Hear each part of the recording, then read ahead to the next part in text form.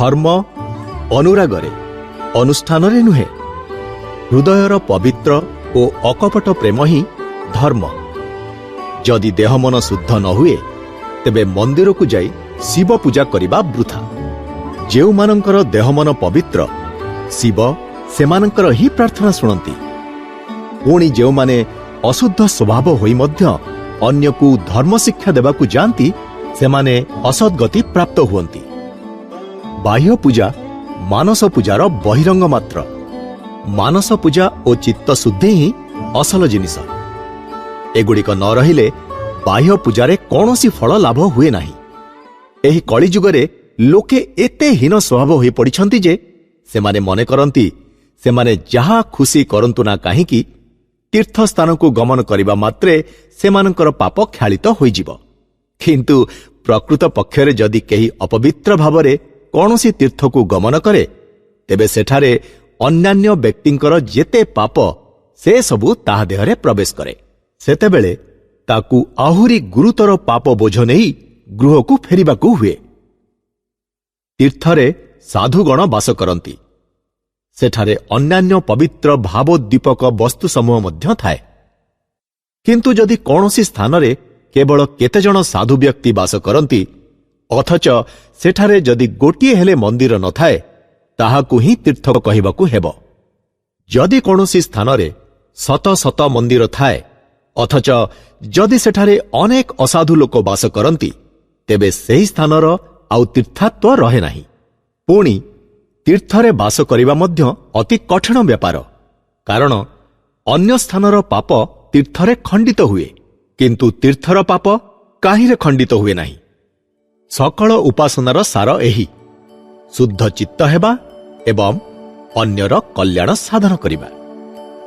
ଯେ ଦରିଦ୍ର, ଦୁର୍ବଳ, ରୋଗୀ ସମସ୍ତଙ୍କ ମଧ୍ୟରେ ଶିବଙ୍କୁ ଦେଖନ୍ତି, ସେ ଯଥାର୍ଥରେ ଶିବଙ୍କର ଉପାସନା କରନ୍ତି। ପୁଣି ଯେଉଁ ବ୍ୟକ୍ତି କେବଳ ପ୍ରତିମା ମଧ୍ୟରେ ଶିବ ଉପାସନା କରନ୍ତି, ସିଏ ପ୍ରବର୍ତ୍ତକ ମାତ୍ର। ଯେଉଁ ବ୍ୟକ୍ତି ଜାତି ଧର୍ମ ନିର୍ବିଶେଷରେ ଗୋଟିଏ ଦରିଦ୍ର ବ୍ୟକ୍ତିକୁ ମଧ୍ୟ ଶିବ ଭାବି ସେବା କରନ୍ତି, ତାଙ୍କ ପ୍ରତି ଶିବ ଯେଉଁ ବ୍ୟକ୍ତି କେବଳ ମନ୍ଦିରରେ ଶିବ ଦର୍ଶନ କରେ, ତାହା ଅପେକ୍ଷା ଅଧିକତର ପ୍ରସନ୍ନ ହୁଅନ୍ତି। କୌଣସି ଧନୀ ବ୍ୟକ୍ତିଙ୍କର ଗୋଟିଏ ବଗିଚା ଥିଲା। ସେଠାରେ 2ଟି ମାଳି ଥିଲେ। ସେମାନଙ୍କ ମଧ୍ୟରୁ ଜଣେ ଖୁବ୍ ଅଳସୁଆ। ସେ କୌଣସି କାର୍ଯ୍ୟ କରୁନଥିଲା, କିନ୍ତୁ ତାହାର ପ୍ରଭୁ ଆସିବା ମାତ୍ରେ ଯୋଡ଼ ହସ୍ତରେ ପ୍ରଭୁଙ୍କର କି ସୁନ୍ଦର ରୂପ, କି ସୁନ୍ଦର ଗୁଣ କହି ତାଙ୍କ ସମ୍ମୁଖରେ ନୃତ୍ୟ କରୁଥିଲା। ଅନ୍ୟ ମାଳିଟି ବେଶୀ କଥା କହୁନଥିଲା। ଖୁବ୍ ପରିଶ୍ରମ କରି ପ୍ରଭୁଙ୍କ ବଗିଚାରେ ସବୁ ପ୍ରକାର ଫଳ ଓ ଶାଗ ସବ୍ଜି ଉତ୍ପନ୍ନ କରୁଥିଲା ଏବଂ ସେଗୁଡ଼ିକ ମୁଣ୍ଡରେ ଲଦି ଅନେକ ଦୂରରେ ଥିବା ପ୍ରଭୁଙ୍କ ଗୃହକୁ ନେଇଯାଉଥିଲା। କହ ଦେଖି, ଏହି 2 ଜଣ ମାଳିଙ୍କ ଭିତରୁ ପ୍ରଭୁ କାହାକୁ ବେଶୀ ଭଲ ପାଇବେ? ଏହିପରି ଶିବ ଆମ ସମସ୍ତଙ୍କର ପ୍ରଭୁ। ଜଗତ ତାଙ୍କର ଉଦ୍ୟାନ ସ୍ୱରୂପ ଏବଂ ଏଠାରେ 2 ପ୍ରକାର ମାଳି ଅଛନ୍ତି। ଏକ ପ୍ରକାର ମାଳି ଅଳସୁଆ, କପଟି, କିଛି କରିବେ ନାହିଁ, କେବଳ ଶିବଙ୍କର ରୂପର, ତାଙ୍କ ଆଖି, ନାକ ଓ ଅନ୍ୟାନ୍ୟ ଅଙ୍ଗ ପ୍ରତ୍ୟଙ୍ଗର ବର୍ଣ୍ଣନା କରିବେ। ଆଉ ଏକ ପ୍ରକାର ମାଳି ଅଛନ୍ତି, ଯେଉଁମାନେ ଶିବଙ୍କର ଦରିଦ୍ର ଦୁର୍ବଳ ସନ୍ତାନ ଗଣଙ୍କ ପାଇଁ ତାଙ୍କ ସୃଷ୍ଟି ସମସ୍ତ ପ୍ରାଣୀଙ୍କ କଲ୍ୟାଣ ପାଇଁ ଚେଷ୍ଟା କରନ୍ତି। ଏହି ଦ୍ୱିବିଧ ପ୍ରକୃତି ବିଶିଷ୍ଟ ଲୋକଙ୍କ ମଧ୍ୟରୁ ଶିବଙ୍କର ସର୍ବାପେକ୍ଷା ଅଧିକ ପ୍ରିୟ କିଏ ହେବେ? ନିଶ୍ଚୟ ଯେ ଶିବଙ୍କ ସନ୍ତାନମାନଙ୍କର ସେବା କରନ୍ତି। ଯେ ପିତାଙ୍କର ସେବା କରିବା ପାଇଁ ଇଚ୍ଛା କରନ୍ତି, ତାଙ୍କୁ ତାଙ୍କର ସନ୍ତାନମାନଙ୍କର ପ୍ରଥମେ ସେବା କରିବାକୁ ପଡ଼ିବ। ଯେ ଶିବଙ୍କର ସେବା କରିବାକୁ ଇଚ୍ଛା କରନ୍ତି, ତାଙ୍କୁ ପ୍ରଥମେ ତାଙ୍କର ସନ୍ତାନମାନଙ୍କର ସେବା କରିବାକୁ ହେବ। ପ୍ରଥମେ ଜଗତର ଜୀବଗଣଙ୍କର ସେବା କରିବାକୁ ହେବ। ଶାସ୍ତ୍ରରେ କଥିତ ଅଛି, ଯେଉଁମାନେ ଭଗବାନଙ୍କ ଦାସମାନଙ୍କର ସେବା କରନ୍ତି, ସେମାନେ ଭଗବାନଙ୍କର ସର୍ବଶ୍ରେଷ୍ଠ ଦାସ। ଅତଏବ ଏ କଥାଟି ସର୍ବଦା ସ୍ମରଣ ରଖିବା ଉଚିତ। ମୁଁ ତୁମମାନଙ୍କୁ ପୁନର୍ବାର କହୁଛି, ତୁମମାନଙ୍କୁ ଶୁଦ୍ଧ ଚିତ୍ତ ହେବାକୁ ହେବ ଏବଂ ଯେ କେହି ତୁମ ନିକଟରେ ଆସି ଉପସ୍ଥିତ ହେଲେ ଯଥାସାଧ୍ୟ ତାଙ୍କର ସେବା କରିବ।